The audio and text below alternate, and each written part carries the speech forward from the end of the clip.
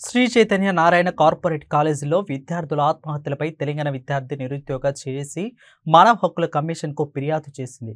Corporate కాలేజీల్లో విద్యార్థులు ఆత్మహత్యలు చేసుకుంటున్నా పట్టించుకోవడం లేదని ఓయూ చేసి రాష్ట్ర అధ్యక్షుడు శ్రీకాంత్ దేవర్పుల అన్నారు.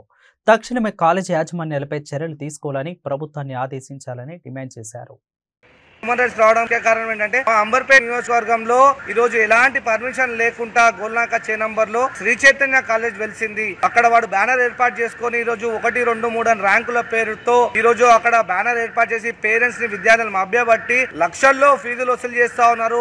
ఆ ఫీజు ఎక్కడ పోతుంది? పర్మిషన్ లేదు. Shri Chaitanya MPC BiPC junior college అని బోర్డు పెట్టాలి కానీ ఐఐటి సిఇఓ క్యాంపస్ అని బోర్డు పెట్టి ఈ రోజు అందరూ కూడా మోసపూరిత ప్రకటనలతో ఈ రోజు పేరెంట్స్ దగ్గర డబ్బులు లాక్కుంటున్నారు. గవర్నమెంట్ కూడా ఈ రోజు ట్యాక్స్ కొట్టే ప్రయత్నం జరుగుతుంది. వాళ్ళ మీద ఐటీ రైడ్లు, సిబిఐ రైడ్లు జరుగుతున్నాయి. తెలంగాణలో ఈ రోజు కార్పొరేట్ కాలేజీలు ఈ యొక్క పసి విద్యార్థుల ప్రాణాలతో చెలగాటమాడుతా ఉన్నాయి. ముఖ్యంగా మన పటాన్ చెరువు కావచ్చు, నార్సంగి చైతన్య కావచ్చు, నారాయణ కాలేజీలో విద్యార్థులు ఉన్నాయి ఆత్మహత్యలు